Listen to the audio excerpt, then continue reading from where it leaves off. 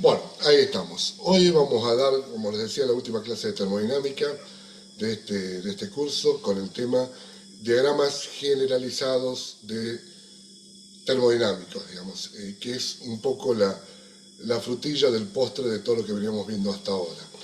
Es decir, si ustedes recuerdan las clases anteriores, habíamos visto desde lo que eran ecuaciones de estado para poder hacer unas evaluaciones parciales de las propiedades termodinámicas de un fluido o de cómo iba a evolucionar un sistema termodinámico de un fluido en particular a través del uso de las ecuaciones de estado.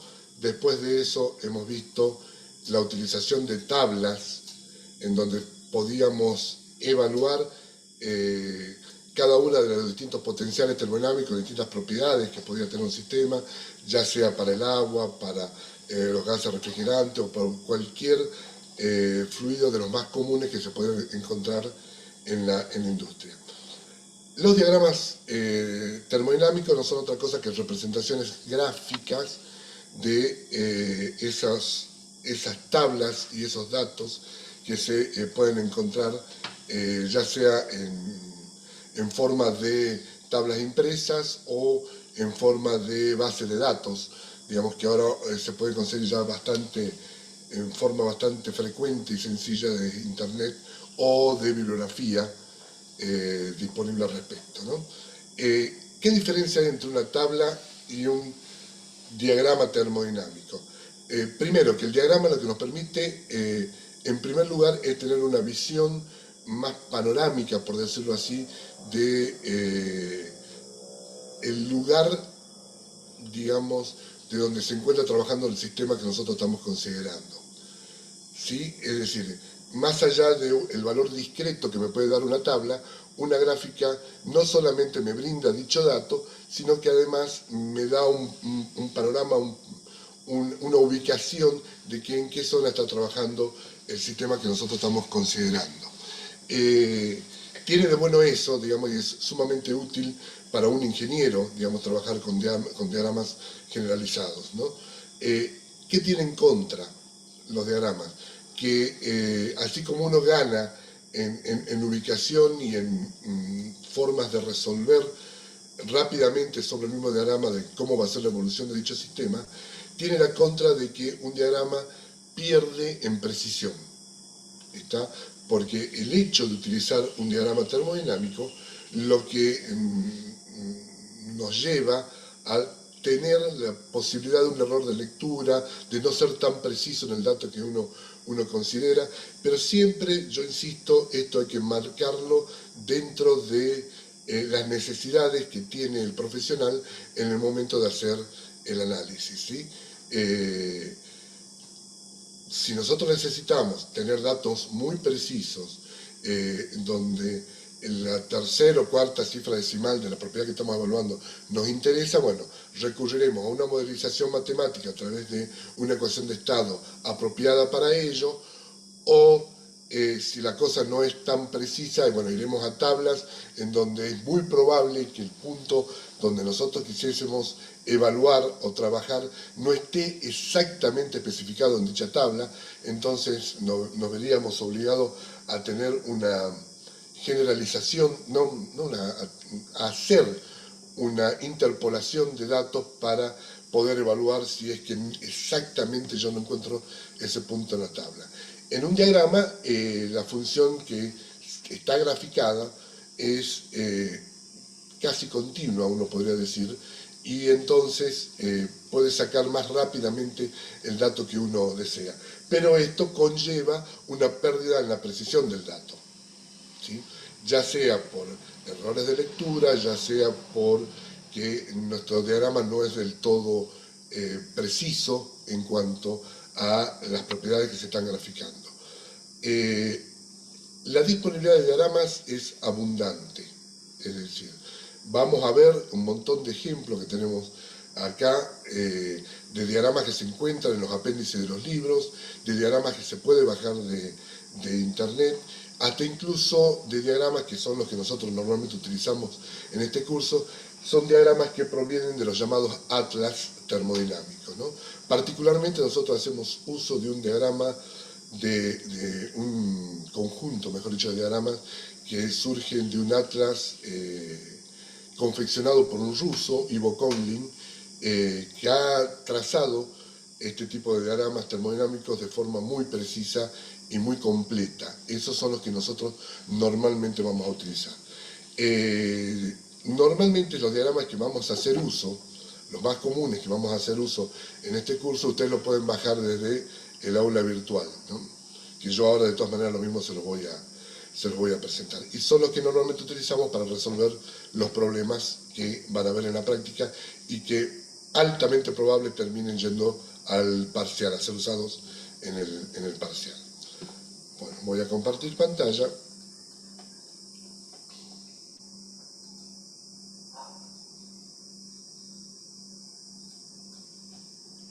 Bueno,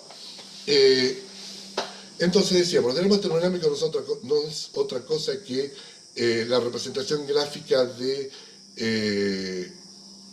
o una ecuación de estado en particular, o bien vamos a ver un diagrama muy utilizado que es una representación gráfica de la relación fundamental de un sistema. Ya van a ver por qué digo esto de la representación gráfica de una relación fundamental cuando veamos el diagrama específico. Los diagramas, al igual que las tablas, cuando caen en sus manos, lo primero que tienen que hacer es, antes de largarse a buscar datos en el mismo, tienen que interpretar qué es lo que se está graficando y qué información le está dando ese diagrama. Entonces, por ejemplo, yo voy a poner acá un esquema que ustedes ya conocen, que por ejemplo es el de un diagrama TS, que es el que ustedes están viendo en la pantalla. No importa en este caso de qué fluido en particular se trate. Este diagrama TS, nosotros, en realidad, si nos ponemos a analizarlo a la luz de cómo vinimos estudiando la teoría termodinámica, ustedes podrían concluir que este diagrama es la representación gráfica de una ecuación de estado. ¿Por qué digo esto? Porque estamos representando acá, por ejemplo, la función,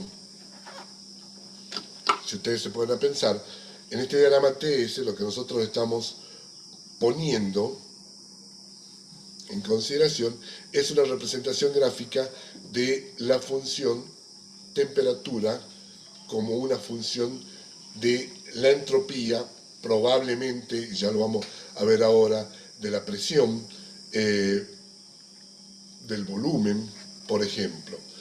Esto, si uno lo ve de esa forma, llega a la conclusión de que esto es una ecuación de estado graficada y no una relación fundamental, ¿no? ¿Por qué? Porque la temperatura es una derivada parcial de la relación fundamental y esa es la función que nosotros estamos en este momento para este diagrama específico representando. Lo primero que ustedes tienen que hacer cuando ven un diagrama termodinámico es ubicarse. Yo es lo primero que digo. ¿Qué estoy graficando? Acá estoy graficando la temperatura en función de la entropía y, si ustedes se fijan, tengo parametrizado la presión, el volumen y la entalpía, por ejemplo, en lo que yo estoy en este momento mostrándole a ustedes en pantalla. ¿Sí? Entonces, la gran ventaja que tiene el uso de estos sistemas, lo que yo les decía, es que rápidamente ustedes se pueden ubicar en qué zona me estoy moviendo con ese sistema. ¿Cómo es esto? En primer lugar, un diagrama que ustedes tienen es un diagrama que está representado en un doble eje, un diagrama planar. Esto significa que ustedes necesitan, para poder ubicar un punto cualquiera, y esto vale para cualquier tipo de diagrama, necesitan dos datos. ¿Sí? Ese par de datos que necesitan para buscar un punto, entre ellos pueden ser los datos que aparecen en los ejes cartesianos de ese diagrama, sería la situación más trivial, más sencilla, digamos.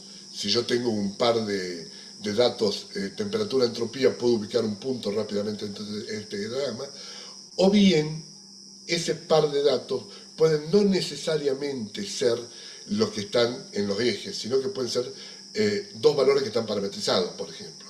Por ejemplo, puede ser presión y temperatura acá. donde la temperatura corresponde al eje, al valor que está representado en el eje de las ordenadas, y la presión se encuentra parametrizada con distintas curvas dentro del mismo diagrama. Lo importante que ustedes tienen que reconocer es que en todos los casos necesitan dos datos.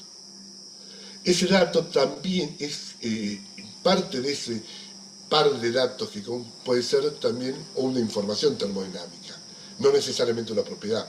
Por ejemplo, yo les puedo decir, tienen la presión de una atmósfera y es un vapor saturado. El segundo dato que le estoy dando, el primer dato es presión, listo, está parametrizado.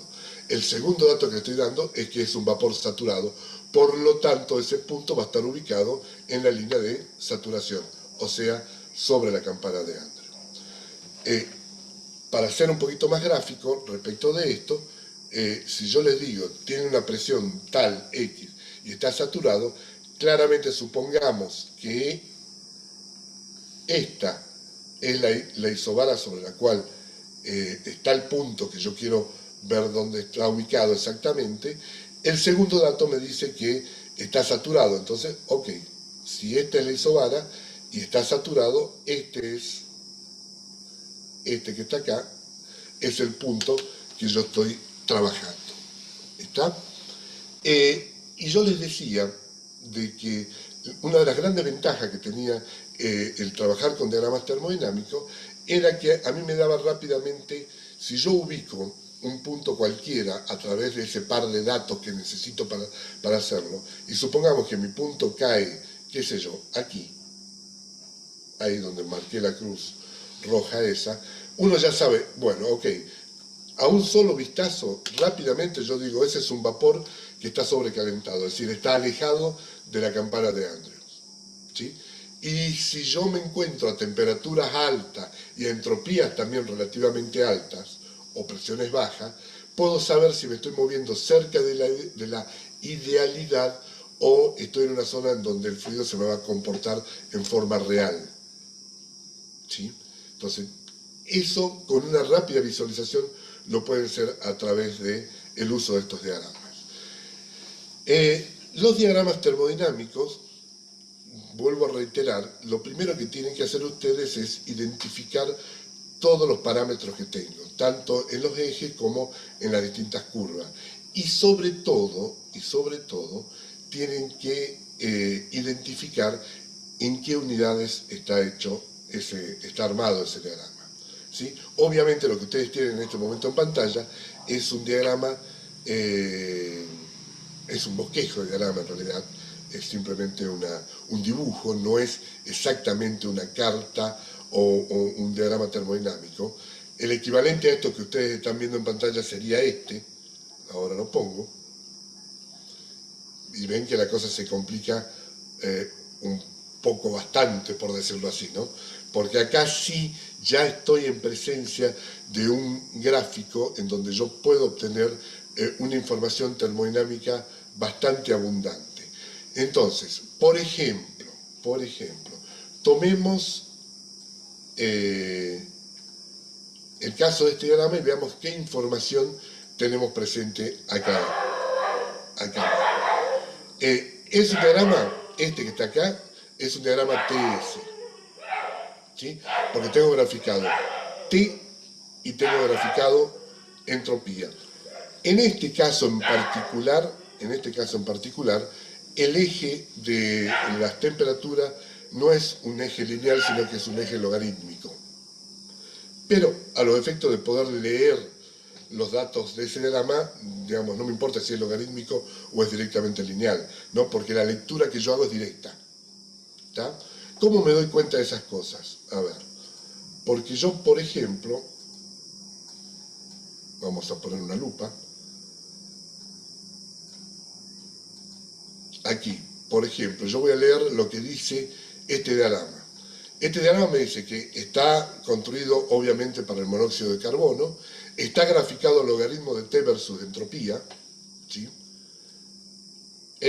Y acá tenemos una serie de información al respecto del fluido que se está eh, se está teniendo en consideración. Fíjense, acá mismo, ustedes lo pueden ver dentro de la lupa, a ver si lo... Agarrando un poquito más, ¿lo ven bien?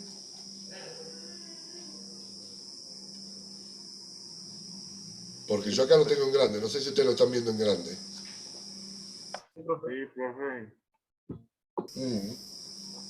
Bueno, fíjense, en este caso y en este diagrama en particular, que es uno de los que ustedes se pueden bajar y que vamos a utilizar para resolver algunos problemas, la información que me está dando acá es, les decía, es monóxido de carbono. El diagrama es logaritmo de T versus entropía.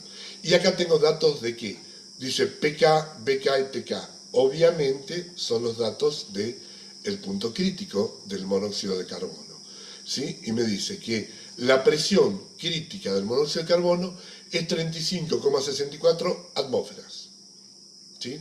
Si lo leen del otro lado, lo voy a tener en el sistema británico.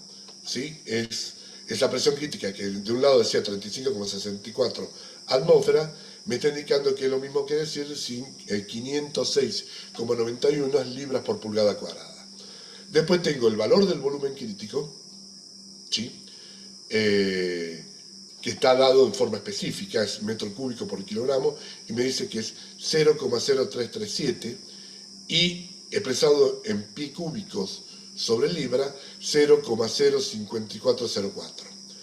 La temperatura crítica es menos 140 grados centígrados, o lo que es lo mismo 133 Kelvin, y expresado en las otras escalas es menos 220 grados Fahrenheit o 239,4 grados Rankine. Bien, acá abajo, ¿qué dato es el que tengo? Tengo el peso molecular, ¿sí? 28,08 kilogramos por kilomol, ¿sí? El valor de R, expresado no por mol, sino por kilogramo, para ese gas, ¿sí? Acá también tengo el valor de R expresado por mol en kilográmetros por Kelvin. Lo que ustedes tienen que es ir leyendo lo que le va diciendo. Fíjense que en la parte de abajo tengo lo mismo, el peso molecular en libras por libras mol, ¿sí? El valor de R en pie por libra sobre libras grados Rankine, ¿sí? Y acá el valor de R en libras por pie mol libra Rankine. ¿Ya? Y abajo me dan algunos factores de conversión. Una atmósfera es igual a 1 kilogramo por centímetro cuadrado, 1 kilogramo por centímetro cuadrado es igual a 14,2 libras. O sea, son factores de conversión los que están dados acá, ¿sí? Y formas de transformar más abajo las distintas escalas de temperatura. Todo eso lo que estoy haciendo es leer la etiqueta del diagrama, por decirlo de alguna forma. ¿Está? Acá tienen todos los factores, el resto de factores de conversión. Y después empecemos a analizar un poquito lo que está graficado. Por ejemplo, no sé si alcanza a ver acá arriba, esperen que corra, me está diciendo que en el eje de la ordenada está la temperatura y yo lo tengo graficado en 4 escalas, digamos, en este caso. ¿Sí? El eje de la temperatura está representado en Rankine, en Fahrenheit, en grados centígrados y en Kelvin. Ustedes elegirán de este eje en qué valor de unidades van a trabajar con la temperatura. Y para el caso del eje de las abscisas, yo tengo la entropía, que está graficada en 2 escalas distintas, que, como ustedes saben, la escala del sistema internacional va a coincidir con la escala del sistema británico en el caso de la entropía. Fíjense que la entropía está graficada en kilocalorías por kilogramo grado Kelvin, y en la otra escala es BTU por libra grado Rankine, pero si ustedes miran un poco, coinciden los valores, cosa que ya sabíamos, porque está vinculado a los factores de conversión de las distintas unidades de trabajo. Eso es en lo que respecta a los ejes. Ahora vamos a ver, en este caso en particular, qué pasa con los valores que están parametrizados. Acá me dicen que está parametrizado la presión, ¿sí?, que viene por aquí. ¿Sí? Hay que tener cuidado hasta dónde va la presión. Perdón, en este caso la presión llega hasta acá. Todo esto es la presión, que está dada en libras por pulgada cuadrada, o sea, en PSI, y en kilogramos por centímetro cuadrado, que es equivalente a la atmósfera. Y también, más arriba, está la escala de parametrización de las líneas que son isométricas, es decir, de volumen específico constante. Estas curvas, que son las curvas en trazos, en línea de trazos, perdón, y representan el volumen que está dado, ya sea en metros cúbicos por kilogramo o en pi cúbicos por libra.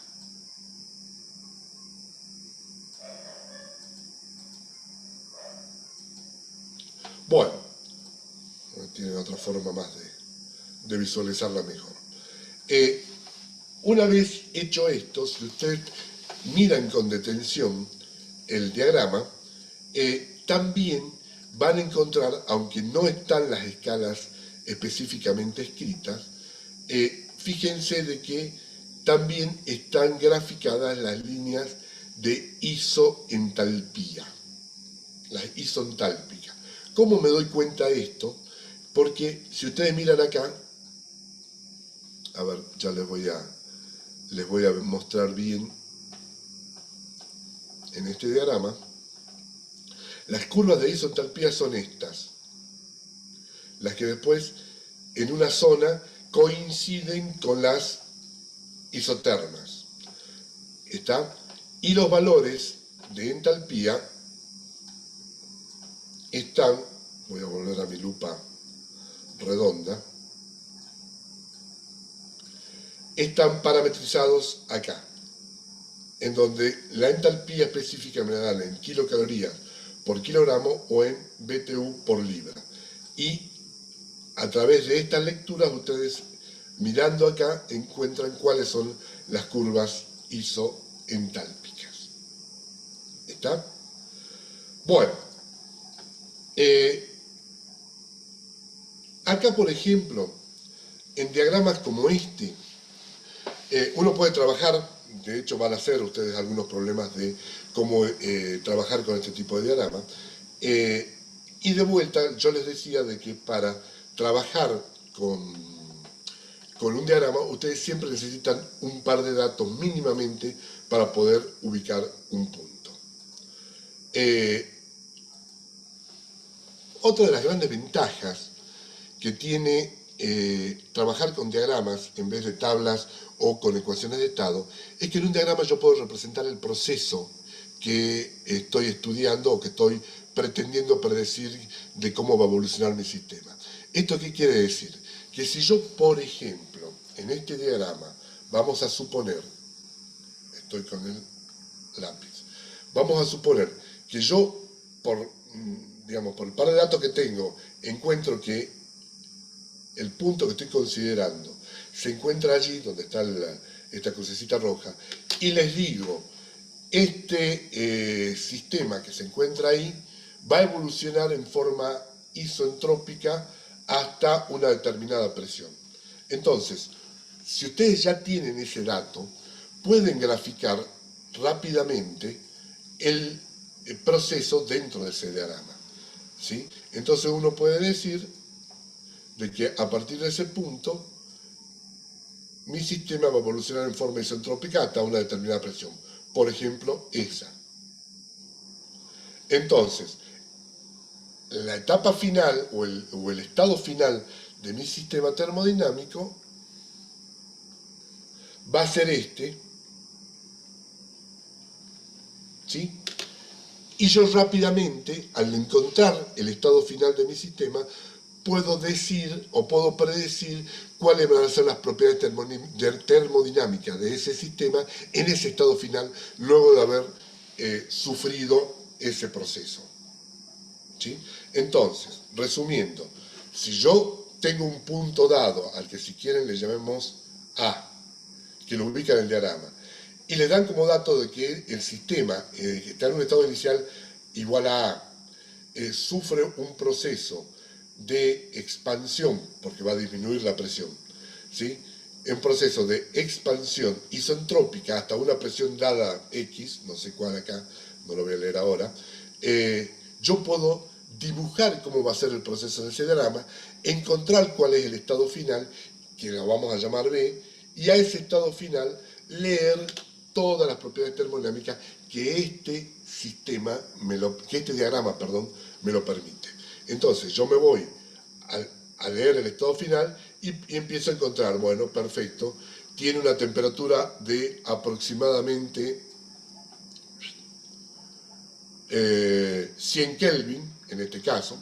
Recuerden que yo puse un número al azar. Si me quiero ir a leer la presión, me tendré que ir para arriba sobre la curva esta y leer cuál es la presión a la que corresponde la isobara de finalización del estado de mi sistema, ¿sí? Estuvo trabajando mi sistema a una entropía de aproximadamente 1,8, ¿sí? 1,8, esperen que 1,6, perdón, de ese sistema, digamos, o sea, se llevó a cabo a una isentrópica igual a 1,6 kilocalorías por kilogramo al grado Kelvin, y así hay un montón de información que yo puedo sacar. No toda, no puedo sacar de este diagrama específico toda la información, porque ya sabemos lo que recién decíamos, de que no necesariamente este diagrama es una relación fundamental. Esto más bien parece ser una ecuación de estado, por el hecho que estoy graficando la temperatura en función de la entropía. Bueno, vamos a estudiar también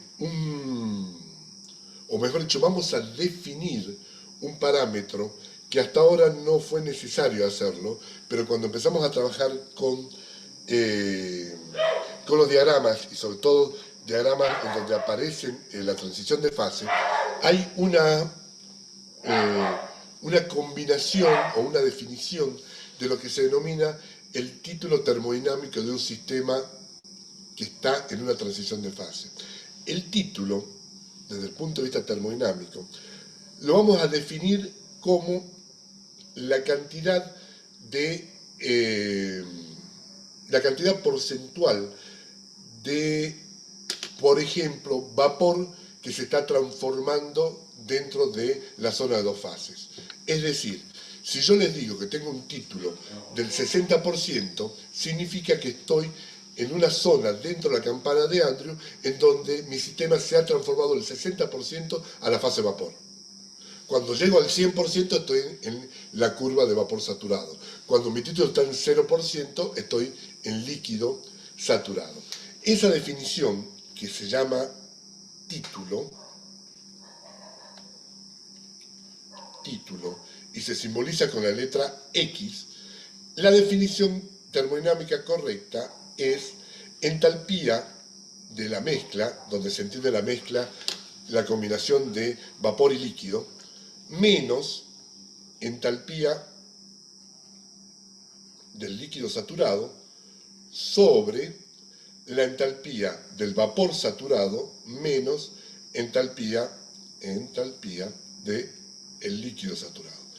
Esto que está abajo, entalpía del vapor saturado menos entalpía del líquido saturado, ¿qué es? Esto es el calor latente. Entonces, uno podría decir que el título entonces es entalpía de la mezcla menos entalpía del líquido saturado sobre el calor latente. Entonces, ustedes se fijan, si la entalpía de la mezcla coincide con la entalpía del vapor saturado, es decir, que tengo ya todo mi sistema pasado a la fase vapor, todavía dentro de la etapa de saturación, eso yo tendría calor latente sobre calor latente y me daría un título igual a 1, o sea, 100% de vapor. ¿Sí? Si mi entalpía de mezcla coincide con la entalpía del líquido saturado, el título es igual a 0. Me está diciendo, todavía no se transformó nada en vapor. Estoy totalmente en la etapa de líquido saturado. ¿Por qué hago esta definición? Porque ustedes van a ver en la mayoría de los diagramas donde hay una campana de Andrew, van a ver que están parametrizados estos valores de título. Esos valores de título ustedes lo tienen, vuelvo a usar mi lupa, fíjense acá dentro de la campana, acá dice 0,8, 0,9, 1, x igual a 1, estoy sobre la campana propiamente, ¿sí? 0,4, 0,3, 0,2, 0,1. Acá yo les hago una aclaración. La verdad que por algún motivo este diagrama en esta zona está como discontinuado. ¿Sí? Siempre yo tuve la duda si esto no era realmente una falla del diagrama propiamente en esta zona, ¿no? Porque no hay ninguna razón por la cual se discontinúe de esta manera la curva de saturación. ¿Está? Pero bueno, está así. ¿Qué voy a hacer?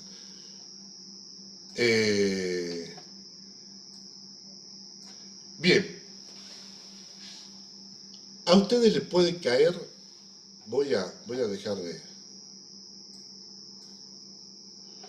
Puede caer en sus manos no solamente un diagrama TS, no solamente el diagrama HS, que es el que vamos a ver dentro de un ratito, sino que puede caer cualquier tipo de diagrama termodinámico. Por ejemplo, a ver si yo tengo aquí, antes que... Voy a compartir. Acá, por ejemplo, este diagrama está sacado del Sengel-Boyle, de la parte del apéndice. Fíjense que también es un diagrama temperatura-entropía, para el agua, en este caso. El que recién veíamos era para el monóxido de carbono, este es para el agua. Obviamente, si ustedes comparan este diagrama con el que recién habíamos visto, este es mucho más simple y con menos datos, por decirlo así. No tan completo como el diagrama de una carta termodinámica como el que veíamos recién. Pero básicamente está graficando lo mismo, es decir, temperatura, entropía. Dentro de la campana, fíjense que aquí dice 30%, 40%, 50%, estas son las curvas de isotítulo. También acá adentro ven las curvas de entalpía que después se reflejan para el lado de afuera. Están en línea de trazo las curvas isométricas, ¿sí? Y están las isobáricas,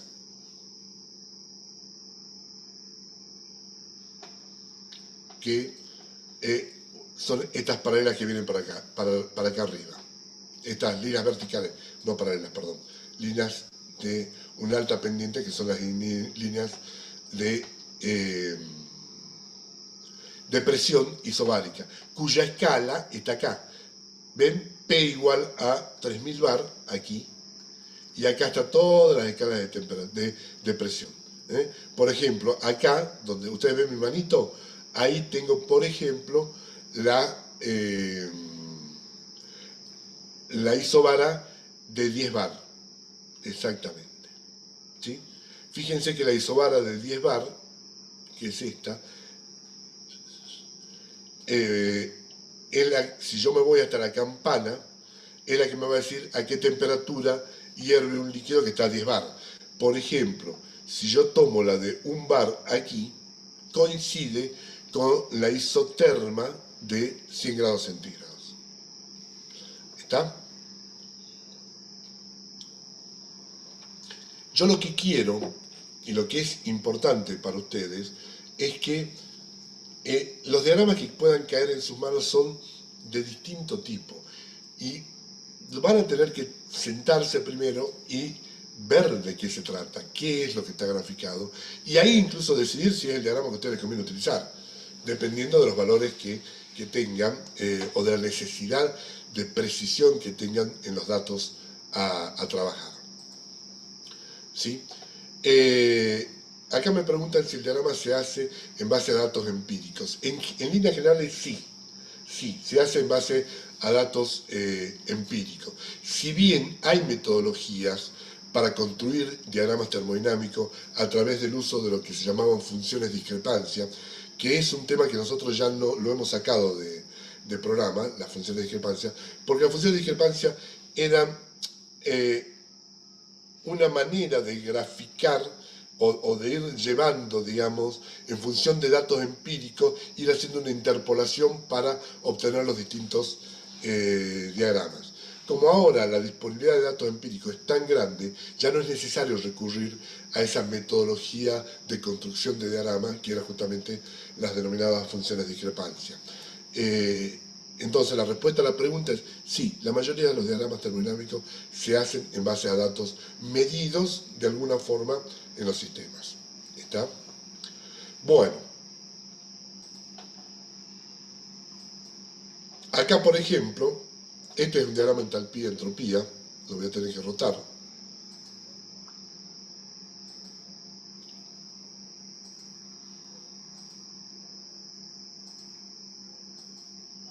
Es decir, este es otro diagrama, el llamado diagrama de Molière, que es el que vamos a estudiar dentro de un ratito porque es un diagrama sumamente útil,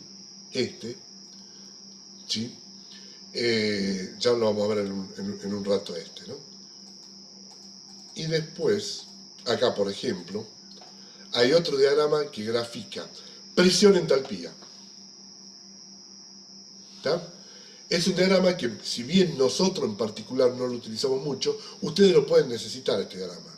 También se grafica entalpía y temperatura. Hay distintos diagramas que, dependiendo del caso que ustedes tengan, puede llegar a utilizarse, digamos, para estas cosas, ¿no? O sea, digamos, si ustedes tienen acá, yo por ejemplo, rápidamente puedo mirar aquí este diagrama y decirle, bueno, perfecto, tengo graficada la presión en megapascales y la entalpía en kilojoules por kilogramo, ¿sí? Evidentemente, acá tengo las curvas de temperatura, 0 grados, 20 grados, 40 grados, 80 grados, 100 grados. Este diagrama en particular está hecho para el refrigerante 134A. ¿Está? Bueno, eso es lo importante de lo primero que ustedes tienen que hacer cuando cae en sus manos un diagrama o están buscando un diagrama para resolver algún problema en particular, ¿sí? Bueno, acá por ejemplo tiene un diagrama de factor de compresibilidad en función de presión reducida. Esto ya lo habíamos visto la vez pasada. Y creo que ya no tengo más diagramas. A ver. Acá son todas tablas. Acá hay algo más. No, este no es de presión reducida y entalpías de partida, y cartas, ¿no? Son diagramas generalizados. No, lo que ustedes tienen acá no les va a servir. Y este diagrama es una carta ciclométrica, que la carta ciclométrica son los diagramas termodinámicos para el aire, para que lo enderece, que es un diagrama que se usa mucho, pero mucho digamos, en ingeniería, pero no corresponde a este curso de termodinámica, porque es un diagrama donde se analizan las propiedades del aire, pero el aire en realidad es una mezcla, no solamente de nitrógeno más oxígeno, sino que también de agua. Y las cartas ciclométricas como esta justamente lo que hacen es utilizar, digamos, o graficar esas condiciones que tiene el aire para ir absorbiendo agua. Se utiliza mucho en secado, se utiliza mucho en refrigeración. Eso ustedes lo van a ver en materias subsiguientes, sobre todo los químicos, en operaciones unitarias 2. Los industriales no sé en qué materia lo van a analizar. Pero esta carta, que también es una carta termodinámica, nosotros no la vemos en el curso porque no se trata de un fluido puro. Bueno, ahora vamos a ver cómo trabajamos esto, ¿no? Me voy directamente a ver cómo se trabaja con los diagramas termodinámicos y específicamente el que me interesa de sobremanera que lo estudiemos muy bien es el denominado diagrama de Molière. El diagrama de Molière es un diagrama, vuelvo a mi pantallita,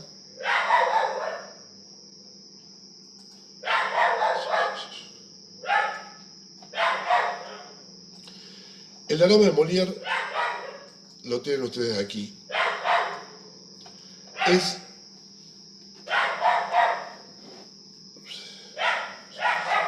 Vamos a escribirlo bien. Esto es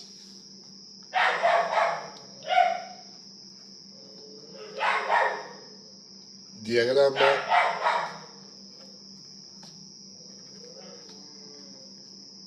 de Molière y normalmente está desarrollado muy bien, o sea, con muchos datos, para el fluido agua.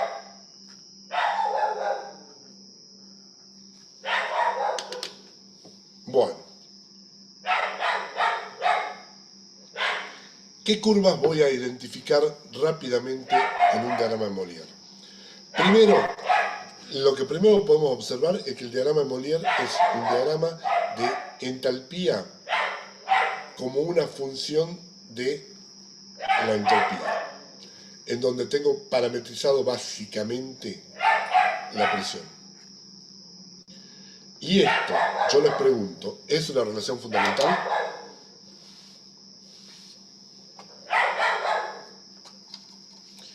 ¿Cuáles eran las variables naturales de la función entropía?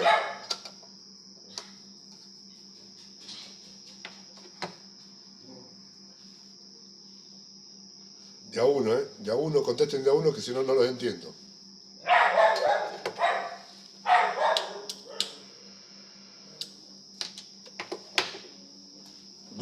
Busquen en sus apuntes cuáles son las variables naturales de la función entropía. Yo, para obtener la función de entropía, ¿qué transformaba a partir de la energía interna?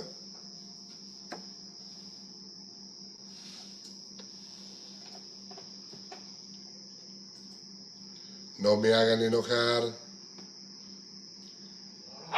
Estoy elevando mi presión.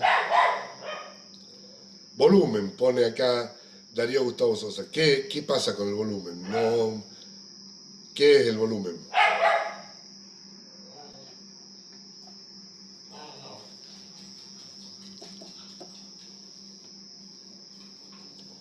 Estoy en un proceso adiabático de incrementar la presión.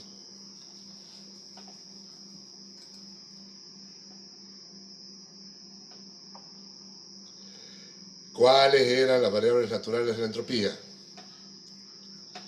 Miren su apunte. Si es que están sacando apunte, ¿no?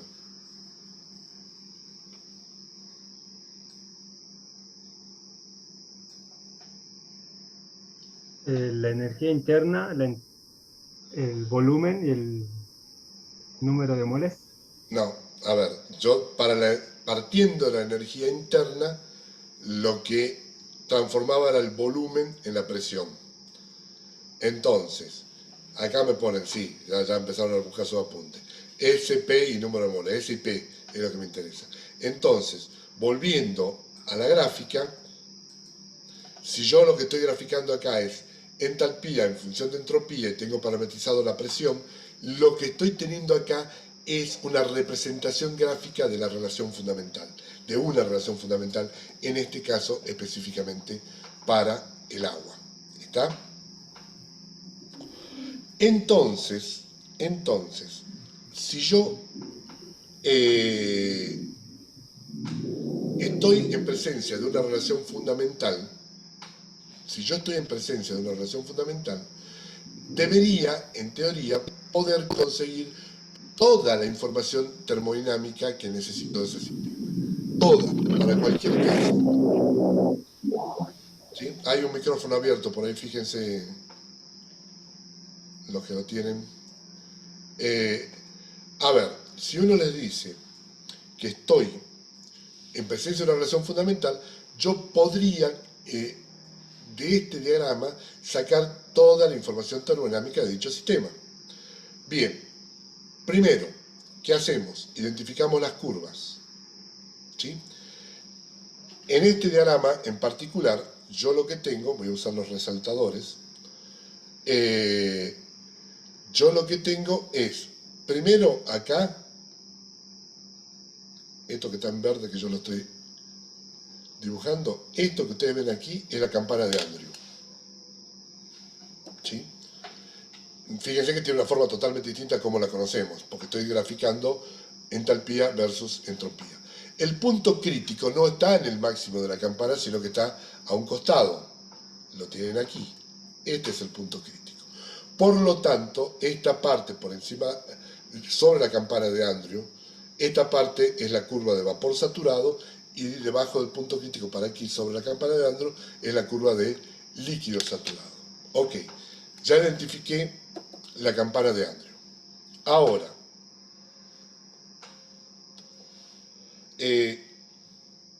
vamos a identificar las otras curvas importantes. Vamos a cambiar de color.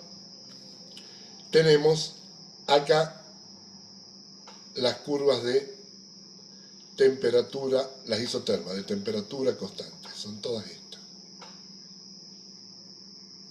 ¿Sí? Bien, estas son isotermas. ¿Sí?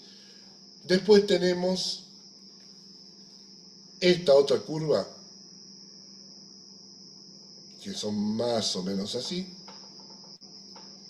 que son las isobaras. Fíjense que estoy moviéndome fuera de la campana de Andrews. ¿Está?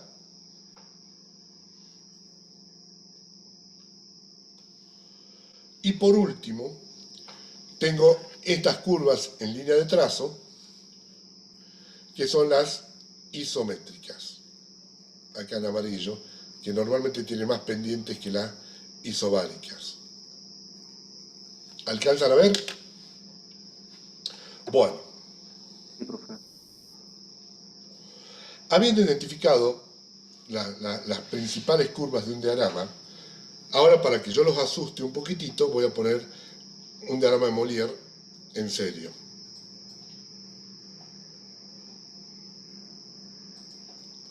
Esto que ustedes ven acá es una porción, la porción que más nos interesa tener de un diagrama de Molière.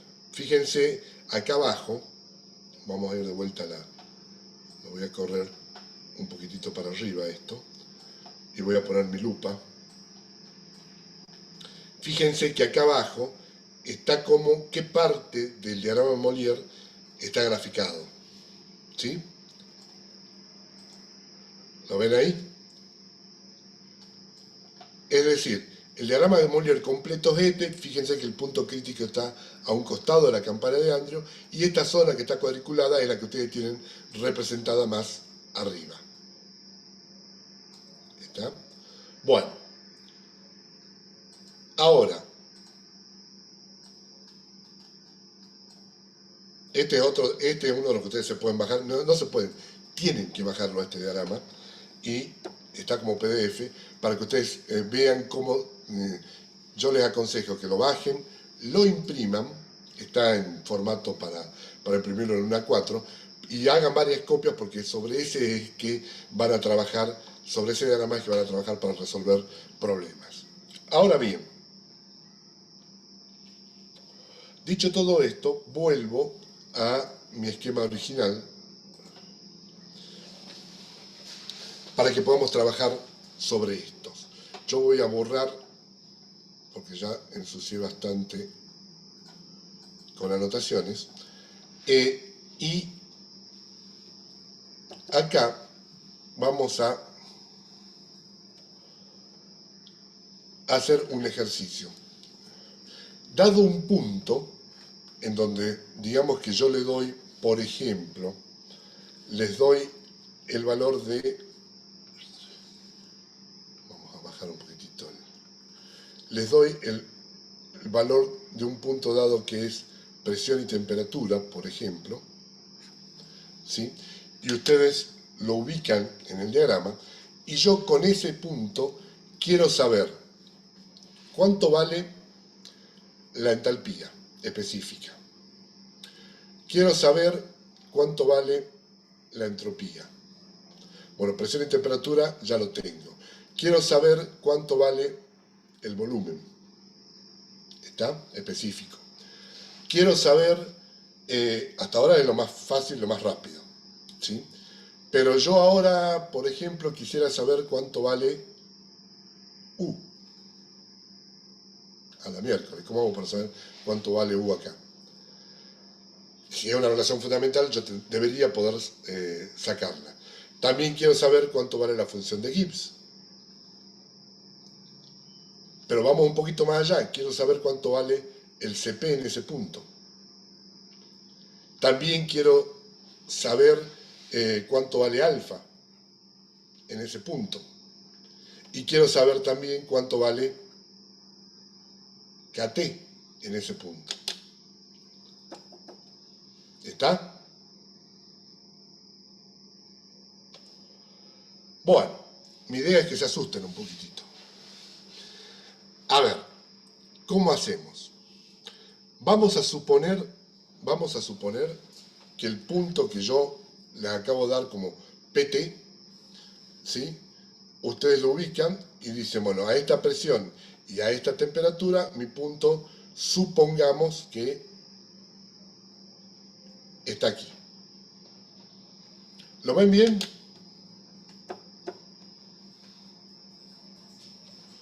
El punto rojo que marqué. Bueno, ¿cómo lo marqué? ¿Cuál es la diferencia entre vapor y vapor saturado? Que el vapor saturado está sobre la curva de saturación y el vapor sobrecalentado o vapor solo está fuera de la curva de saturación. Esa es la pregunta que me hace Mario en el chat, ¿sí? Bien, una vez que yo ubiqué el punto, ¿cómo lo ubiqué? Por el valor de presión y temperatura que me dieron. Busco la isobara que corresponde, busco la isoterma que corresponde a ese punto y lo ubico. Y lo marco en el diagrama. Entonces, la primera pregunta que me hacen es, quiero saber cuánto vale la entalpía específica de ese punto. Bueno, eso es bastante sencillo, porque yo la entalpía la leo directamente,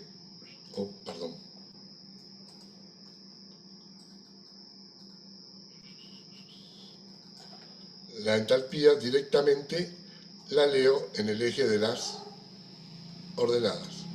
Me voy hasta ahí, leo la entalpía. ¿Qué más quiero saber?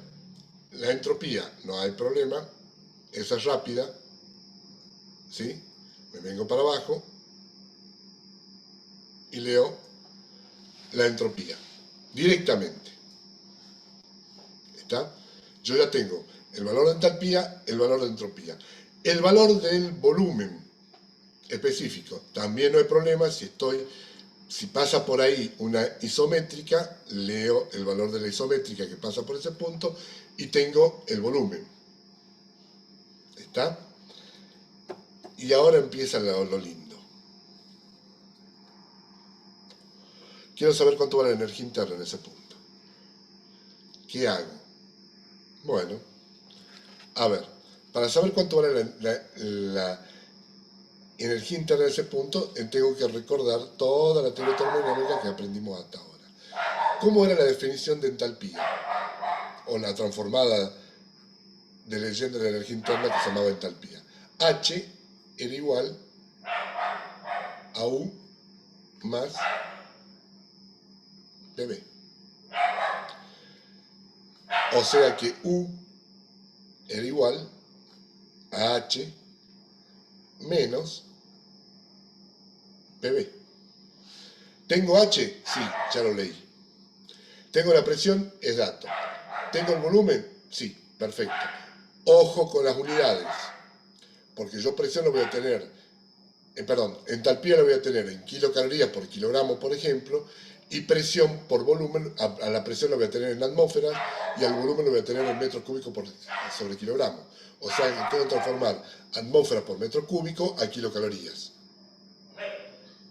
¿Sí?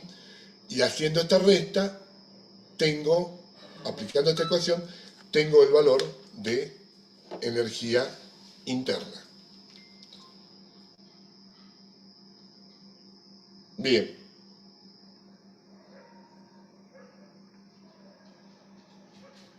Bueno. Energía libre de Gibbs.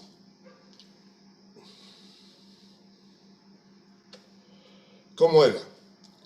Si yo quiero calcular la energía libre de Gibbs en ese punto, yo digo que G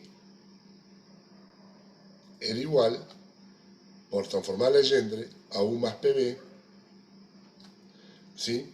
Menos T por S, ¿sí?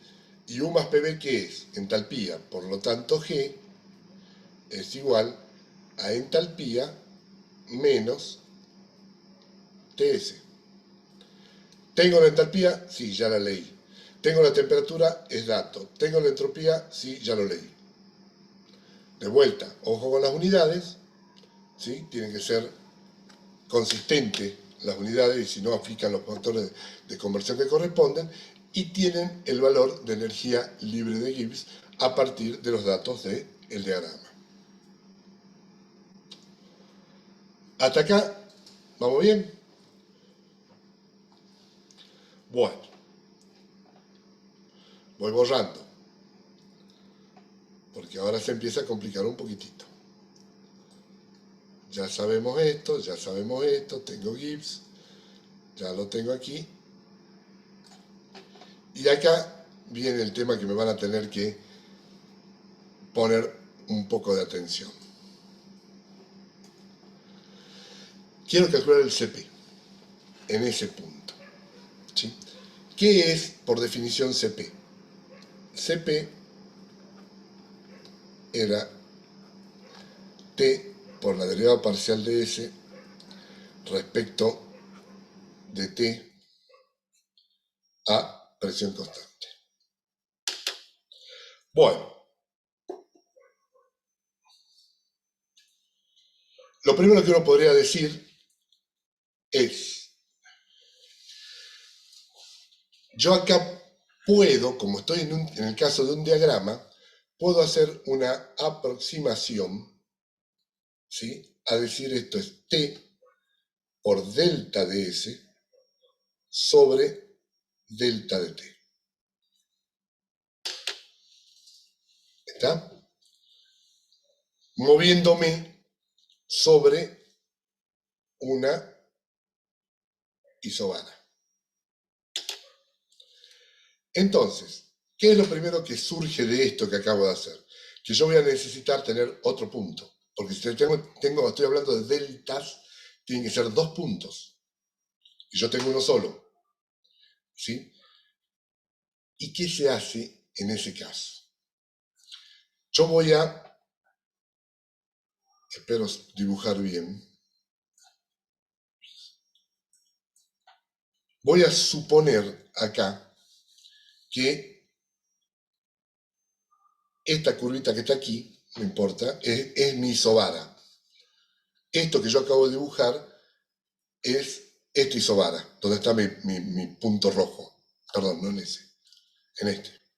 Es mi isobara, donde está mi punto rojo. Esto que está acá es lo que yo acabo de dibujar aquí, ampliado, por decir. Y mi punto, el que yo había marcado porque me lo habían dado como dato, era este. ¿Está? Entonces, yo tengo que calcular, de vuelta escribo, digo que el CP es aproximadamente igual a T delta de S sobre delta de T, moviéndome sobre una isobara. Esta es mi isobara. Entonces, yo tengo que ubicar otro punto cerca del valor que estoy trabajando, que esté sobre la isobara. ¿Por qué que esté sobre la isobara? Porque el CP lo tengo que calcular a presión constante. ¿Dónde tengo que ubicar el otro punto? Lo más cerca posible de mi punto original, pero que de una forma tal yo pueda leer fácilmente los datos. No lo puedo, tendría que estar lo más cerca posible, pero no lo puedo hacer muy pegado porque tampoco voy a tener una lectura clara. Entonces, supongamos que yo tengo acá la isoterma. Esto es AP constante, esto es AT constante, ¿sí? Es la isoterma que pasa por ese punto. Y acá abajo tengo la otra isoterma que pasa por ahí. Entonces, yo debería encontrar el otro punto, ubicar otro punto cercano a él, que pueda leer fácilmente la propiedad que me sea más difícil de leer. ¿Por qué? Porque De las dos propiedades que yo tengo que leer, que es entropía y temperatura, la más difícil de leer en este caso es temperatura, porque entropía está acá en el eje abajo. ¿Sí? Acá yo tengo el eje de la entropía y acá tengo el eje de la... Esto es...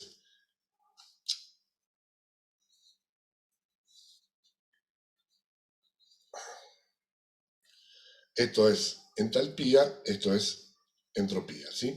Entonces, si yo encuentro un punto cercano moviéndome sobre la isobara, y puedo leer fácilmente la temperatura, que es la más complicada, ¿sí? Ya que la entropía directamente la leo por lectura en la abscisa. Entonces, al encontrar el otro punto, ¿qué hago ahora? Leo cuánto vale delta ds, leo cuánto vale delta ds entre esos dos puntos y leo cuánto vale delta dt entre esos dos puntos. Y eso es lo que pongo aquí para calcular el CP. Esta temperatura, que está solita acá, que no es un delta, en la definición de CP, ¿cuál sería? La temperatura que corresponde al punto original. Esto es una aproximación, claramente, ¿sí? Es una aproximación porque cuanto yo más cerca esté, en realidad estoy acá calculando la pendiente de una secante, cuanto más cerca esté mi segundo punto de mi punto original, voy a aproximar mejor esa secante a la pendiente de la recta tangente. ¿Está? ¿Esto qué quiere decir? Que el segundo punto que ustedes tienen que ubicar para calcular los delta no tiene que estar muy alejado de mi punto original. Pero tampoco tiene que estar demasiado cerca en donde yo no tenga una fácil lectura. ¿Sí? Entonces, haciendo esto, yo puedo calcular cuánto vale el CP. Hay otro método para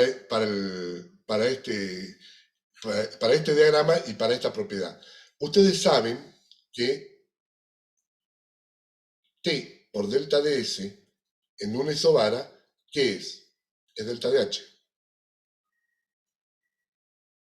O sea que yo puedo escribir que ese CP, ¿sí?, es aproximadamente igual a delta dH sobre delta de T, moviéndome siempre sobre la isobara. Entonces, ahí lo que hago es, habiendo encontrado el segundo punto en donde yo puedo leer T fácilmente, directamente leo los valores de entalpía. De un punto, leo el del otro punto, hago delta H sobre delta T y tengo el CP. Son las dos formas de calcular. La segunda es un poquitito más precisa, por decirlo de alguna forma. Siempre tengan en cuenta que los valores que estoy leyendo acá van a tener un cierto error de precisión. ¿Se entendió? Miren que ahora se complica un poquito más.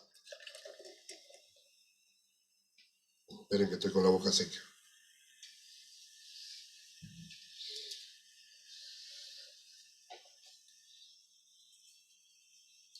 ¿Entendieron? ¿Quieren que repita algo?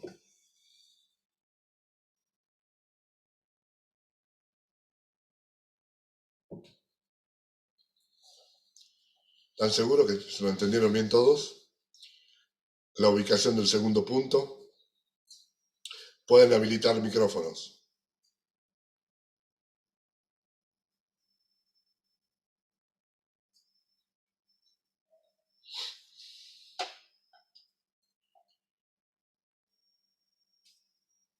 ¿No hay dudas?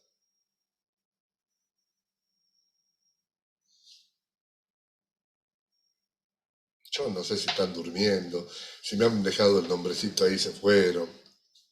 Bueno, ahí me apareció una que dijo se entendió. Esta es por lo menos cuando tenemos una clase presencial le veo las caras. Y algunos tienen una cara de pánico terrible, otros me importa Trevelino lo que está diciendo y otro se pone así cara de interesado. Pero ahora no veo nada, veo nombres nada más. Bueno, miren que ahora se las complico un poquito más. A ver, Mario me pregunta, profe, el segundo punto, ¿qué tiene el segundo punto?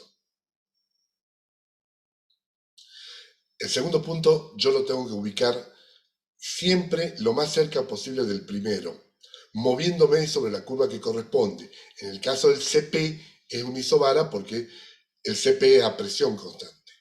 ¿Sí? ¿Se puede elegir para arriba o para abajo? Está muy bien esa pregunta. Puede ser para arriba o puede ser para abajo. Da lo mismo. Porque en realidad lo que yo estoy haciendo es buscando una aproximación a la pendiente de la línea tangente. ¿Cuál es la pendiente de la línea tangente? Vuelvo a compartir. ¿Sí? Yo cuando ponía acá la definición original,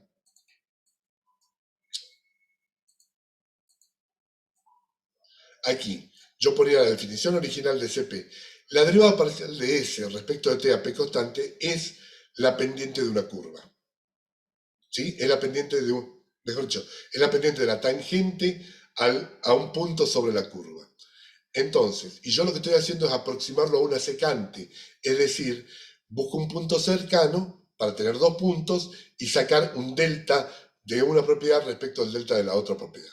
Ese punto que yo lo elija para arriba o para abajo da lo mismo. O sea, no digo que va a dar el mismo valor, pero va a dar siempre un valor aproximado al que realmente voy a tener. ¿Está? Entonces, hay el hecho que ustedes lo ubiquen hacia arriba o hacia abajo es equivalente, no digo que sea igual, es equivalente siempre y cuando ustedes tengan una lectura clara de la propiedad que es más difícil de leer. Ahora lo van a entender mejor cuando calculemos alfa y kt. ¿Está? Veamos el caso de alfa y kt.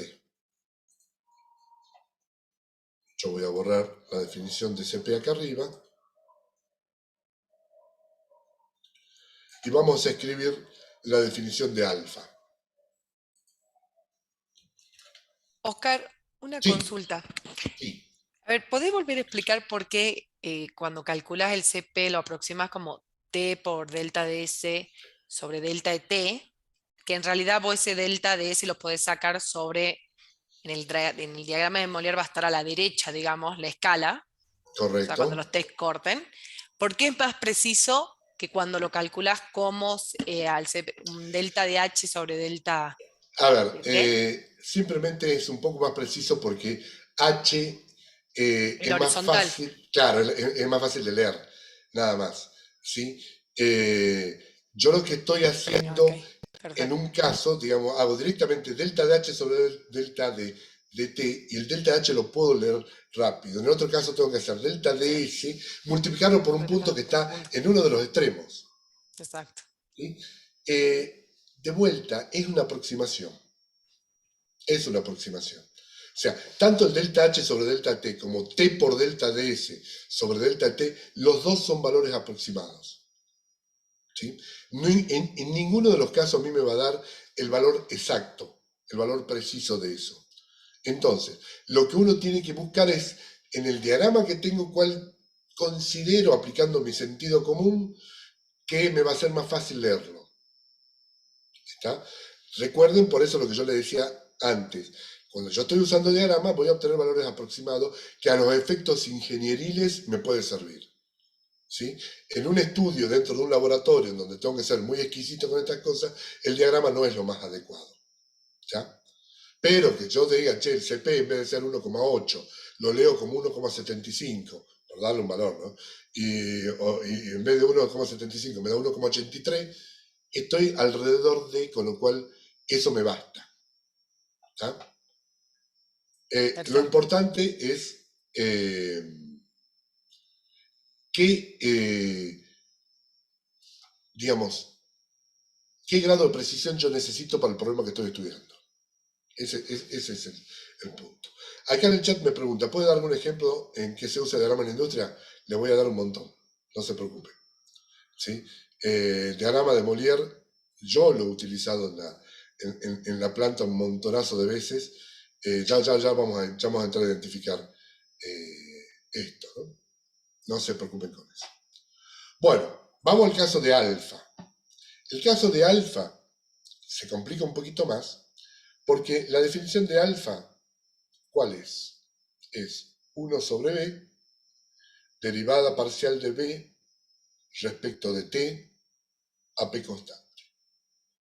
Bueno, acá lo primero que uno saca rápidamente de que me tengo que seguir moviendo sobre una isobara.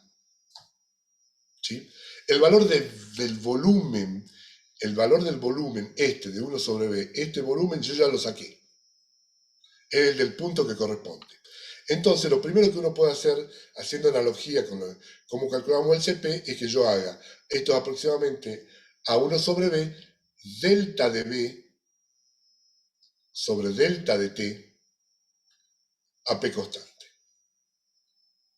Entonces, me voy a mover sobre la misma isobara que me movía anteriormente. Acá, en mi dibujito,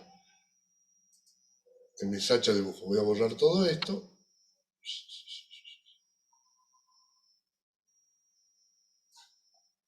Y ahora, yo de vuelta ubico un segundo punto, solo que acá, ¿sí?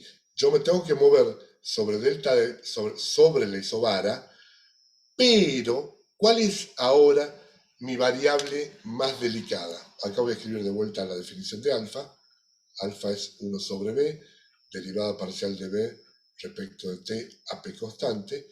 Estoy aproximando, en este caso, alfa a 1 sobre d, delta de b del volumen sobre delta de la temperatura, moviéndome sobre la isobara. ¿Sí? Ahora, mi segundo punto, ya no lo tengo que ubicar en función de la temperatura, porque ahora la temperatura me va a resultar una propiedad más fácil de leer que la del volumen. Si ustedes miran aquí, y pongo la lupa, fíjense que las líneas isométricas en este diagrama son las líneas de punto, que van a parar acá en esta escala que se ve aquí. ¿Sí? Entonces las líneas isométricas son bastante complicadas de leer. Las líneas de isovolumen. Entonces, para un cálculo de alfa, el segundo punto debería estar ubicado en un lugar en donde yo puedo leer mejor las líneas isométricas. Las líneas isométricas estarían en mi diagrama, más o menos por aquí. Entonces, mi segundo punto, yo lo debería ubicar no donde lea fácil la temperatura, porque la temperatura, en definitiva, mal que mal la puedo llegar a evaluar. Tendría que ubicar el segundo punto donde yo pueda leer fácil el volumen, que es bastante complejo de leer. Y vuelvo a hacer lo mismo, ¿sí? Delta de B sobre delta de T a P constante. Pero acá yo tengo otra metodología mucho más interesante para esto.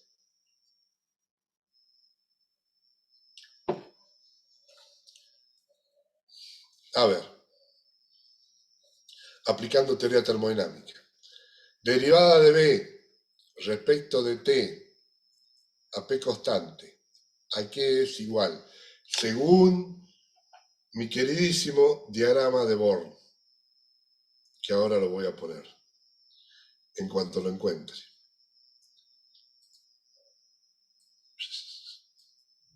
Acá tengo un diagramita de Born, vamos a achicarlo un poquitito. Y yo digo, derivada de B respecto de T a P constante, fíjense que es igual a la derivada de S, es igual a la derivada de S, digo una cosa y pongo otra, es igual a la derivada de S respecto de P a T constante. Vamos con los signos. Voy de P a B positivo, voy de T a S negativo, voy un signo menos acá. ¿Sí? ¿Qué hice en relación de Maxwell? Encontré la relación de Maxwell correspondiente.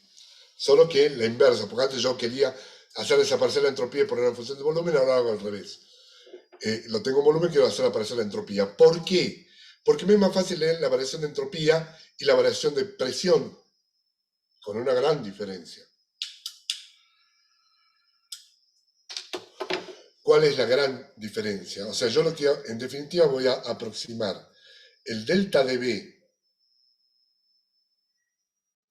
sobre el delta de T a P constante, lo tengo que aproximar a menos, porque va a cambiar la pendiente, a delta de S sobre delta de P a T constante. Al hacer esto, ¿qué tengo que hacer en mi diagrama? Con el segundo punto. Piensen. Si me entendieron lo que expliqué antes, se van a dar cuenta. ¿Me muevo sobre la isoterma? Sí, señor. Ahora se tienen que mover sobre la isoterma del punto original para hacer esto. Me tengo que mover sobre la isoterma. ¿Sí? Entonces, si mi punto original era este de arriba, el segundo punto lo voy a ubicar sobre la isoterma, en donde ahora, ¿cuál de las dos propiedades es más difícil de leer?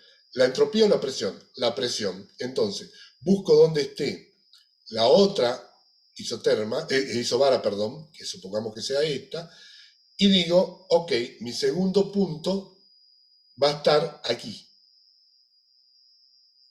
Me muevo sobre la isoterma. Mi segundo punto está aquí para leer fácil la presión. Y ahora sí, leo de vuelta, la entropía original la tengo, la entropía de mi segundo punto, de mi nuevo segundo punto, la leo aquí, ¿sí? Entonces, el delta de S que yo tengo está aquí, ¿sí? El delta de P lo saco de aquí, y ya tengo delta S sobre delta P, le tengo que cambiar el signo, porque evidentemente las pendientes son iguales, pero de distintos signos, una es positiva y la otra es negativa, ¿sí? Y a esta que acabo de leer, ¿sí? Yo lo que digo ahora es que alfa es igual a 1 sobre B, donde este B es el volumen original de mi punto, multiplicado, no es igual, perdón, esto es aproximadamente igual, a menos, pongo el menos acá, no, si lo pongo acá se va a entender como que es una diferencia.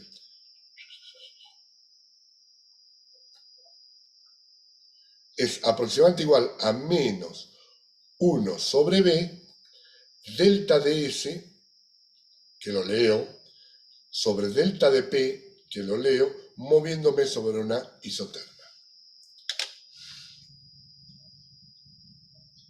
¿Se entendió?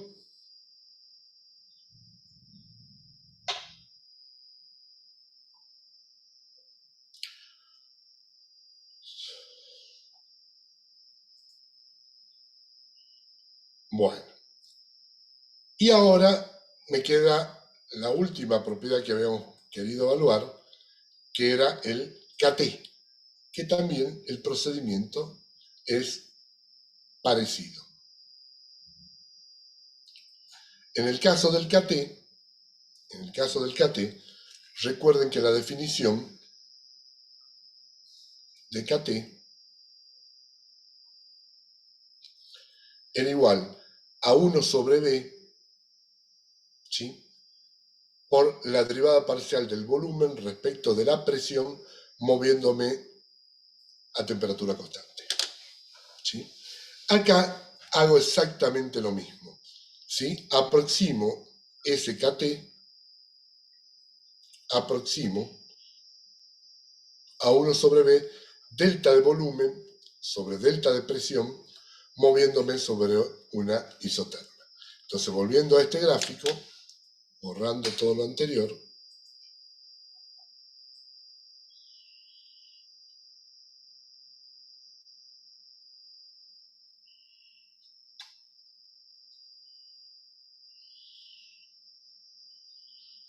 y digo, ya no voy a necesitar ahora el diagrama,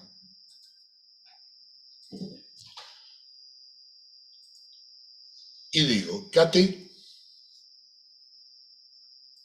entonces era aproximadamente igual a menos, perdón, me había olvidado el menos en la anterior, 1 sobre B derivada de B, delta de B,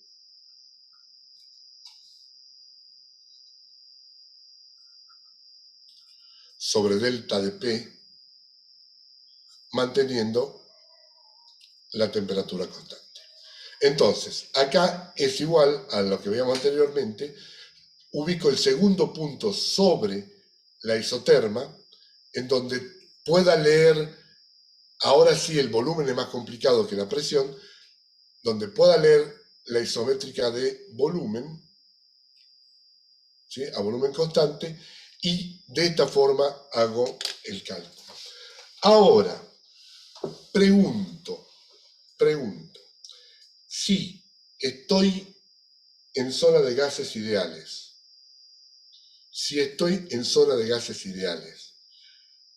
¿puedo saber rápidamente cuánto vale el KT?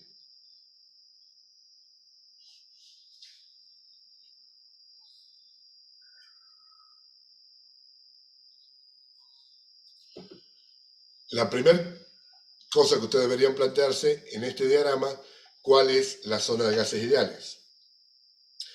La zona de gases ideales tiene que ser, recuerden que un gas ideal era presiones bajas y temperaturas altas, ¿sí? Eso implica que las entropías tienen que ser altas, o sea que tengo que estar más o menos en este sector, donde las presiones también son relativamente bajas.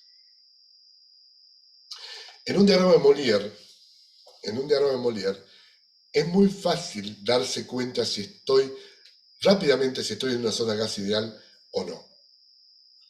En función de todo lo que aprendimos, ustedes ya lo deberían saber a eso. Si yo miro un diagrama real de Molière, como este, si quieren se lo agrando, si es que puedo.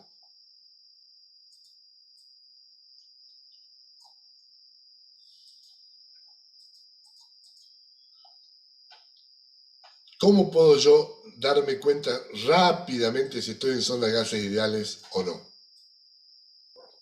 Profe, ¿Sí?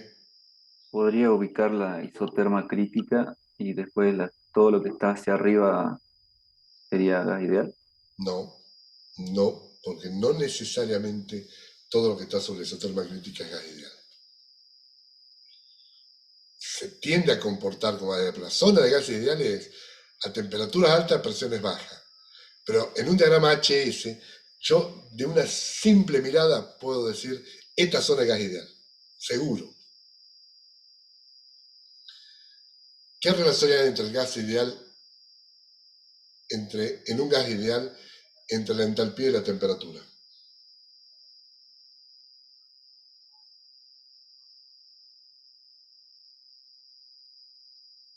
Lo hemos repetido un montonazo de veces.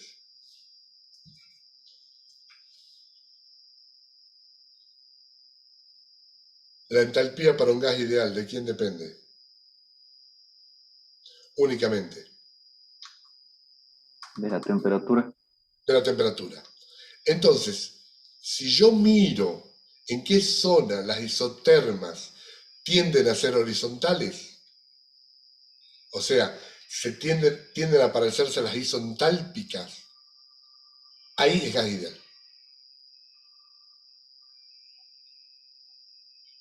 Si ustedes se fijan, acá, en esta parte del diagrama, lo están viendo el diagrama bien, ¿no? Las isotermas son estas. A ver, voy a intentar identificar. Estas son las isotermas. Todas estas. Fíjate que yo acá estoy encima de la isoterma crítica, ¿sí?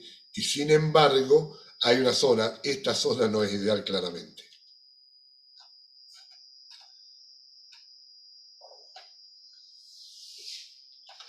En cambio, en esta zona, fíjense de que las isotermas tienden a ser horizontales. Recién acá se empiezan a curvar. Pero en esta parte son horizontales. Si son horizontales, significa de que está coincidiendo la isoterma con la isontálpica. Si la isontálpica me está marcando zonas en donde los delta de H son igual a 0, porque es isontálpico, y la isoterma también en esos mismos puntos son igual a 0, los delta de T son igual a 0, esa zona es de gas ideal. ¿Sí? Tiene la misma pendiente, porque la entalpía para un gas ideal solamente depende de la temperatura. Sí. Bien. Sí, sí, ahora sí lo vi. ¿Está? Por eso es importante que se bajen el diagrama, lo impriman y lo estudien y saquen varias impresiones del mismo diagrama. ¿Está? Entonces, en esta zona, la entalpía tiene, mejor dicho, las isotermas tienen la misma pendiente que las isontálpicas, ya que las isontálpicas son horizontales. ¿Estamos de acuerdo? Ya que el diagrama es HS. ¿Sí? Entonces, ahí yo rápidamente identifico que es gas ideal. Entonces, ahora sí, volvemos a mi pregunta original. Si estoy en zona de gases ideales, ¿puedo rápidamente calcular el KT? ¿A qué era igual el KT para un gas ideal?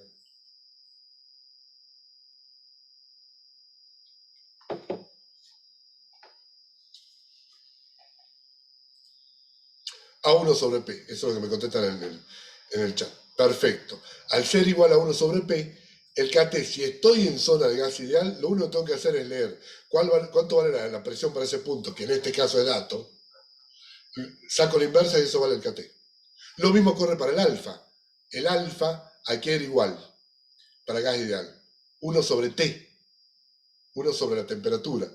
Si estoy seguro que estoy en zona gas ideal, directamente veo qué temperatura estoy, calculo la inversa y es mi alfa. Y me ahorro todo el despiole este. Esto se me complica cuando me estoy alejando de la idealidad. Bueno, hasta ahí vamos. ¿En qué borro? Ya le he mostrado cómo se puede calcular distintas propiedades de un mismo punto. Ahora viene la otra parte interesante de esto, en donde yo empiezo a representar dentro del diagrama, representar procesos. Y acá es donde más uno hace uso de los diagramas en la industria. Cuando empiezo a representar procesos, porque los represento muy rápidamente. Por ejemplo, si yo tengo una turbina de vapor en un ciclo de Rankine que me están dando dentro de mi planta, dentro de mi industria, y yo digo, bueno, ok, a ver, mi turbina está recibiendo un vapor para empezar a producir trabajo que está en este punto, ¿sí? Que tiene esa presión y esa temperatura, en ese punto rojo que yo marco, ¿sí? Y voy y mido el vapor de salida de la turbina. Son cosas que normalmente se miden. Mido el vapor de salida de la turbina, de valor de presión y de temperatura de esa turbina. Y me doy con que la salida de esa turbina está acá. O sea que mi proceso real de turbina, marcando los dos puntos, es este. ¿Sí? Si yo acá tengo la otra isobara, esto también es AP constante, a otro valor, ¿sí? Lo primero que yo puedo decir rápidamente, pero así de una forma muy gráfica y muy rápida, es decir, ojo, mi turbina no está andando en forma ideal. ¿Por qué? Porque tiene un delta de S. Mi turbina, si fuese ideal, tendría que ser, a partir de este punto, esto ya ustedes lo estudiaron, debería ser así. Llegar hasta el mismo isobara. Entonces, de acá yo puedo rápidamente calcular cuál es la eficiencia termodinámica de mi turbina. ¿Cómo? Ok. ¿Cuál es el trabajo real que me está entregando la turbina? Trabajo real, este es el punto, llamémosle, ya. Este es el punto. Vamos a borrar para no complicarle. Este es el punto 1, este punto llamémosle 2', y este es el punto 2. ¿Sí? Yo quiero saber cuál es el trabajo real de la turbina. El trabajo real de la turbina, qué linda letra, es H1 menos H2', en valor absoluto si lo quiere. Ese es el real.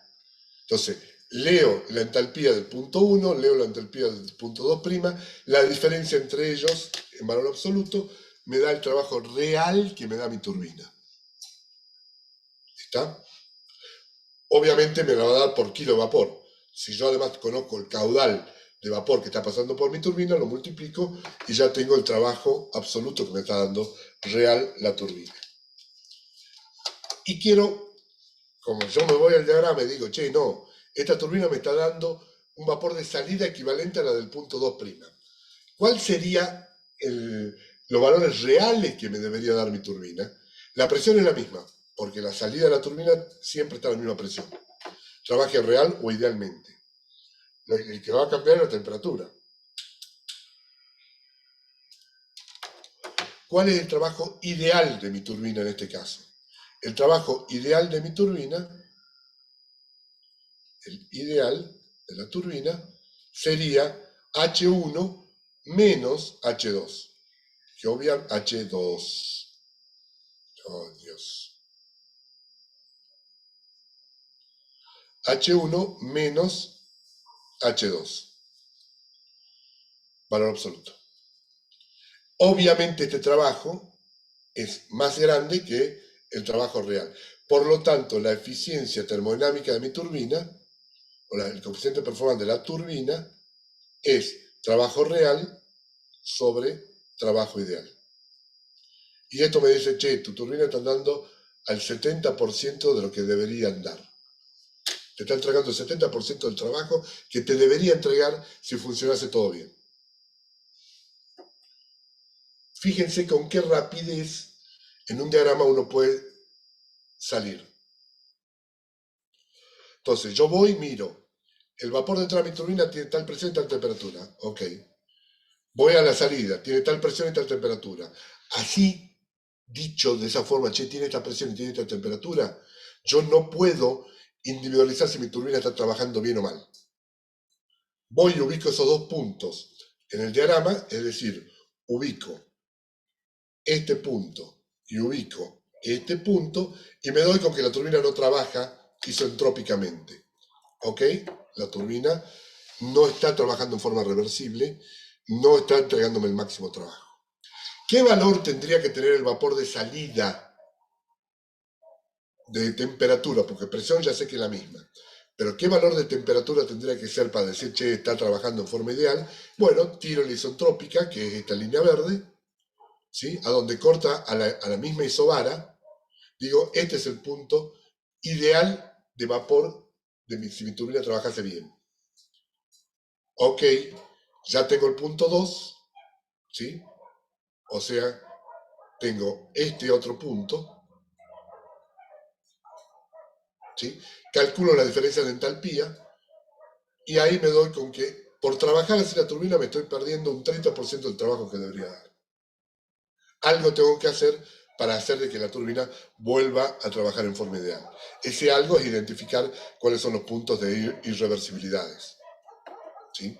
Que no siempre se pueden hacer, ¿no? Otra forma rápida de utilizar. ¿Se entendió esto, no? Antes de pasar a otro ejemplo. ¿Puedes repetir lo último? Claro. Vamos a una situación práctica, digamos, en la fábrica. Yo me voy al manómetro, que me marca la presión de entrada de vapor de la turbina, y al termómetro, que me marca, la termocupla, que me marca la temperatura del vapor de entrada de la turbina. Esto es antes de que empiece a generar trabajo, ¿sí? En ese punto yo ubico en el diagrama, que sería el punto 1, en qué condición el vapor entra a la turbina. Después sigo en la planta, todavía no entré al diagrama si quieren, y leo a qué presión está saliendo el vapor después de entregarme trabajo y a qué temperatura está saliendo. Uno, en realidad lo que tiene ahí son dos valores de presión y dos valores de temperatura. Y yo no sé si eso está bien o está mal. Con esos datos me voy al diagrama de Molière, marco el punto 1, marco el punto real de salida de la turbina, que vendría a ser el 2' de acá, y me doy con que no están sobre una misma isentrópica. ¿Sí? Desde ya les digo que si están a un valor de entropía más chico, el segundo punto, más bajo, están mal los instrumentos, porque eso no puede ocurrir en la realidad. ¿Sí? Pero vamos a suponer que el instrumento está bien y me está marcando el punto 2' donde me dice tengo un delta de entropía, que es el que yo leo acá abajo. Ese delta de entropía que yo leo aquí. ¿Sí? Lo tengo aquí, en este sector. ¿Estamos? Entonces, ahí yo digo, la turbina no está trabajando en forma ideal. ¿Qué valor de temperatura tendría que tener el vapor de salida para yo estar seguro que está trabajando en forma ideal? El de presión yo sé que es el mismo, porque la turbina me larga, el vapor de salida de la turbina es a una misma presión siempre. ¿Sí? Entonces yo sé que va a tener la misma presión, pero no sé qué temperatura tendría que darme. Para ello, en el diagrama, ¿qué hago? A partir del punto 1, tiro la isentrópica. Ustedes estudiaron, cuando estudiaron el ciclo de Rankine, que las turbinas ideales se mueven en forma diabática y esto me marca una isentrópica. ¿Sí? Tiro la isentrópica en el diagrama y donde corte a la misma isobara del punto de salida real que tengo en la turbina, ahí obtengo el segundo punto que vendría a ser este punto 2. Leo qué temperatura es y ese es el valor de temperatura que tendría que tener el vapor y que no lo tiene. Me está tirando una temperatura más alta. Entonces, primera conclusión, la turbina no trabaja en forma ideal. Eso me lleva a que el trabajo que me está entregando la turbina en ese momento en la planta no es el trabajo máximo que me puede dar. ¿Cuánto estoy perdiendo? Perfecto. Hago, porque si ustedes se acuerdan, yo cómo calculo el trabajo en una turbina. En una turbina es un sistema abierto, ¿no? Entra una corriente de vapor y sale una corriente de vapor. Y también es estacionario. Por lo tanto, yo digo que dH más variación de energía cinética más variación de energía potencial tiene que ser igual al calor intercambiado más el trabajo intercambiado. No tengo calor intercambiado porque la turbina está aislada. No tengo variación de energía cinética, no tengo variación de energía potencial.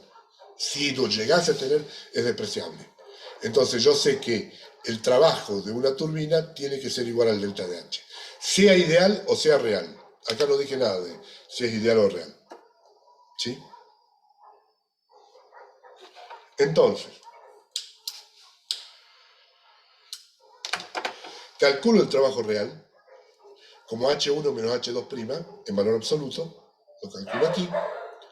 Calculo cuál sería el trabajo ideal que me debería entregar. Lo calculo aquí. La relación entre esos trabajos me dice qué eficiencia termodinámica tiene esa turbina. Es decir, che, te está entregando el 70% del trabajo que debería entregarte.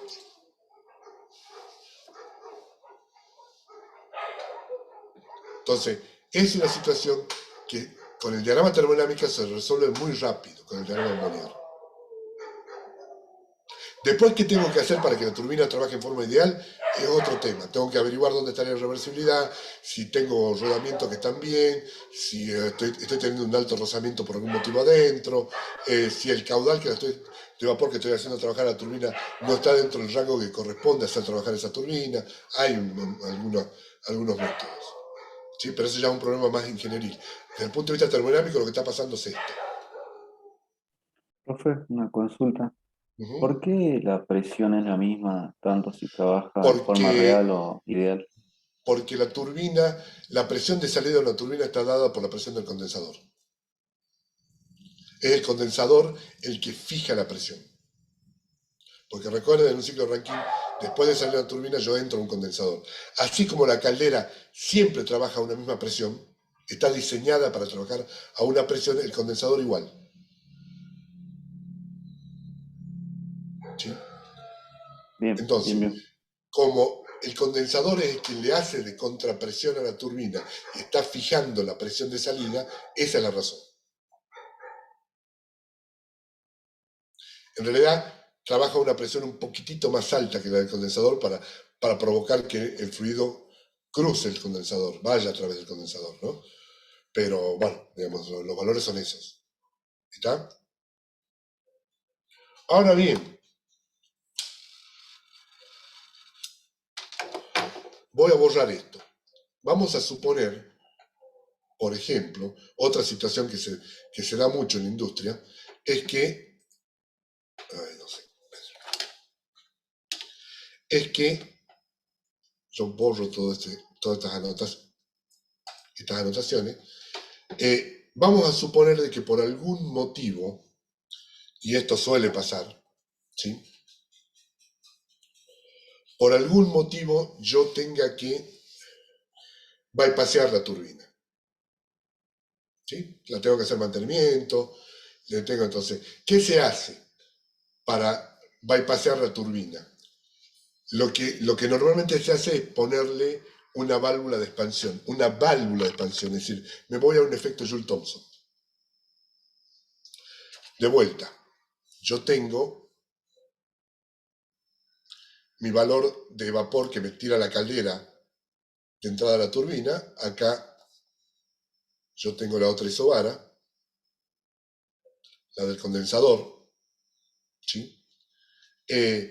Y digo, che, la tengo que bypassar a la turbina, entonces no tengo más remedio que hacer pasar todo ese vapor, porque el ciclo sigue funcionando, porque yo necesito, por razones de proceso, que siga funcionando, no por razones de generación. Digo, la bypasseo a la turbina, la saco para mantenimiento, o porque tiene algún problema, por algo por el estilo, y lo que hago es pasarla a través de una válvula de expansión. Esa válvula de expansión, efecto Joule-Thomson, ya lo hemos estudiado, el proceso ocurre a entalpía constante, o sea que al diferencial de entalpía igual a 0. De vuelta, por lo mismo de recién, ¿sí? DH más DK más DUP igual a calor igual a trabajo. Ahora, si yo saco la turbina, calor no tengo, está aislado todo, tanto la válvula de expansión como la turbina. Esto no tengo, ¿sí? Si yo en vez de turbina tengo una válvula de expansión, la válvula de expansión no tiene ninguna conexión que me dé trabajo. Por lo tanto, tampoco tengo trabajo, estoy en un proceso que es isentálpico. Entonces, si mi turbina trabajaba, vamos a la ideal, trabajaba así, ¿sí? Una válvula de expansión me va a trabajar así. Así, perdón.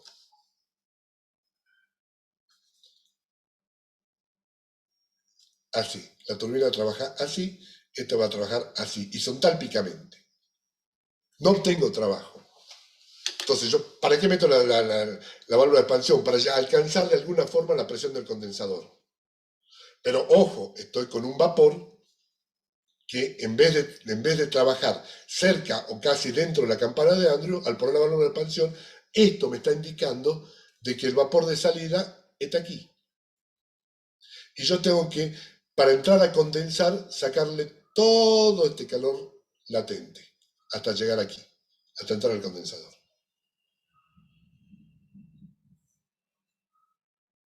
Vamos a ser más preciso. Oscar, una Sí. consultita.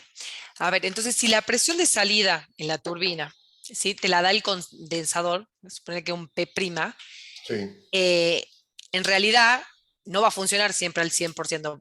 Supongamos que está funcionando al 70%, que uno ya tiene definida la pérdida. O sea, ya sabe que va a perder un 30% del trabajo que debería entregarlo. Correcto. Pero para saber si durante el proceso siempre está perdiendo esos 30 y no pierde más, tu punto de control en realidad sería tu temperatura a la salida de la turbina. Correcto. Porque vos Sí, ya sabés correcto. cuál es la temperatura que tenés que tener. Sí, Eso correcto. sería. Sí. O sea, más que controlar, los manómetros los fijas, digamos, esas presiones Sí, son más, constantes, las controlas. Lo que tenés que controlar es la temperatura, la salida de la turbina, para saber que siempre perdés exactamente. la Si yo misma sé cantidad. que mi punto de trabajo es este, lo que vos me estás Sí, diciendo es, yo sé que la turbina trabaja así. exacto. Entonces, yo lo que tengo que controlar, es correcto lo que me estás diciendo, es esta temperatura. Esta. Claro. Ya sé que es real.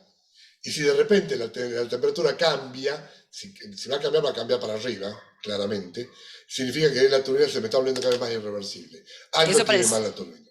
para el sistema de ¿Sí? control, digamos. Eso para el sistema de control, para aplicar el sistema de Exactamente. control. Exactamente.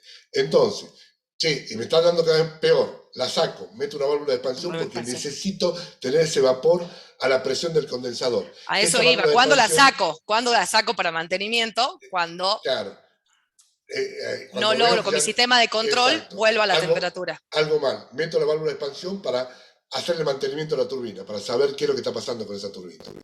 ¿Sí? Meto la válvula de expansión. Al meter la válvula de expansión, el vapor de la salida de la válvula de expansión, que la tengo regulada, la válvula de expansión la puedo regular hasta que salga la presión del condensador, me va a salir en este punto, acá arriba, que va a tener la presión del condensador, pero va a tener otra temperatura totalmente distinta.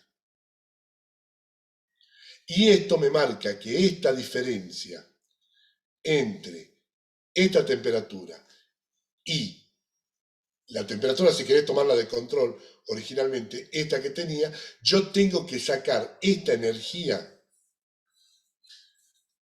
la tengo que sacar de alguna manera, o sea, tengo que sacarle calor sensible al vapor para recién entrar al condensador. ¿Sí? Ahí usaré Cp del vapor, que lo puedo calcular también en el gráfico, cuánto vale ese Cp. ¿Sí? Tengo que calcular ese Cp para saber qué cantidad de calor tengo que extraer en el condensador antes de que el vapor empiece a cambiar de fase.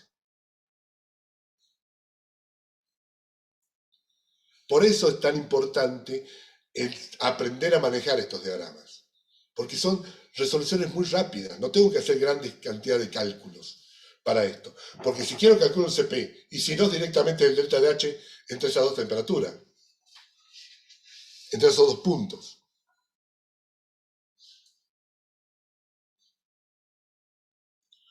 Bueno, después ustedes en la práctica van a resolver problemas dentro de la campana de Andrew, porque yo, por ejemplo, dentro de la campana de Andrew les puedo dar el dato del título, otro caso especial, yo le puedo dar el valor del título y el valor de presión, por ejemplo. Entonces ustedes ya tienen los dos datos y calculan un punto dentro de la campana. ¿Sí? Ahí, si yo quiero, hay fórmulas, lo van a ver en la práctica, yo puedo calcular el calor latente. ¿Está? Hay maneras. No lo quiero ahora ya bombardear más porque esto se va a complementar ya. Ahora son todos trabajos prácticos lo que ustedes van a hacer, todos problemas en la práctica. Así que yo les recomiendo que ya pueden bajarse los diagramas, bájenselo, miren, aprendan a usarlo, ubiquen puntos, qué sé yo, y ya con eso más o menos masticado, vayan a la práctica con el ingeniero Castillo, así no pierden mucho tiempo en la ubicación de puntos y todo eso, y empiezan a ver problemas prácticos de uso de diagrama. ¿Está? Bueno, ya terminamos a esta altura. ¿Alguna pregunta?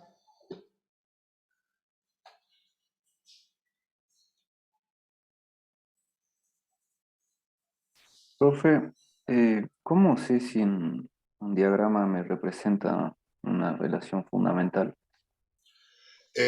Por el análisis de las variables. O sea, vuelvo a compartir. ¿Sí? Si yo, por ejemplo, no sé por qué, a ver qué hice, se me cerró el falla en el coso, me cerró el equipo, espérenme que no estoy compartiendo. Pero no importa, para esto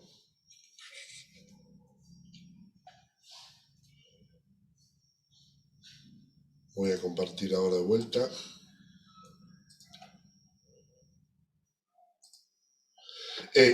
Dependiendo del sistema que yo tenga, si yo tengo un diagrama,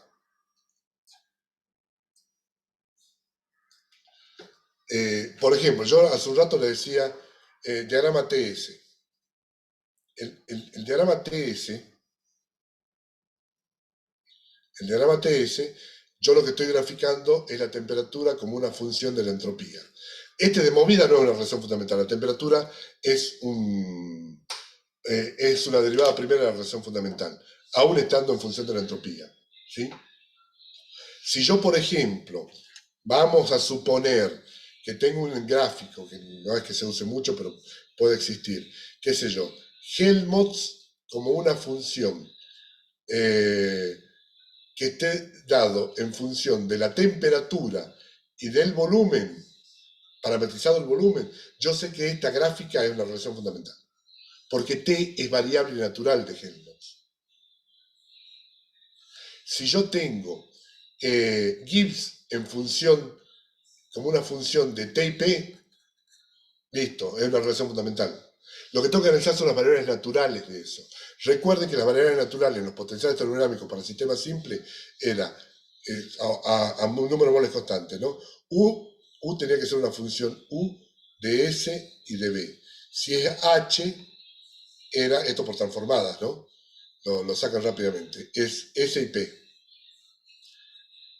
Helmholtz era una función de T y de B. Y Gibbs tenía que ser una función de T y P. Repasen lo que vimos de transformadas de Legendre. ¿Está? Sí, gracias, profe. Bueno, mañana no hay clase, ¿no? Es asueto administrativo. Ustedes se van a ver el día miércoles con Emanuel. ¿Sí? Entiendo que tienen que terminar de ver ecuaciones de estado y recién entran a ver diagramas termodinámicos. ¿Sí?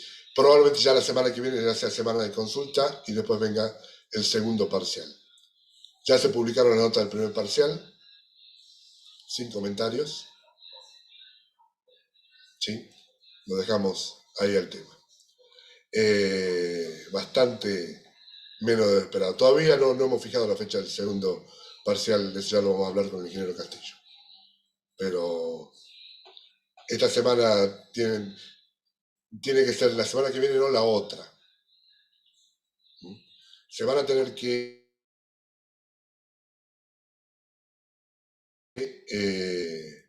mucho en reducción de las parciales, uso de ecuaciones de estado, utilización de la de Molière. No dejen de ver ecuación de clase Clapeiro. O sea, todo. ¿Está? Esta parte es más corta y es más práctica, pero entrénense. Bueno, muy bien. Entonces esta será la última clase. La de teórica sí, esta es la última. Las clases prácticas todavía tienen por delante un par, dos o tres clases prácticas más para terminar.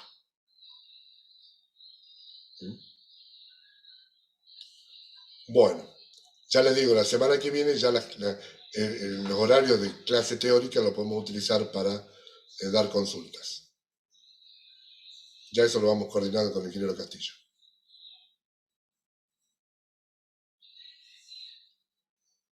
Bueno,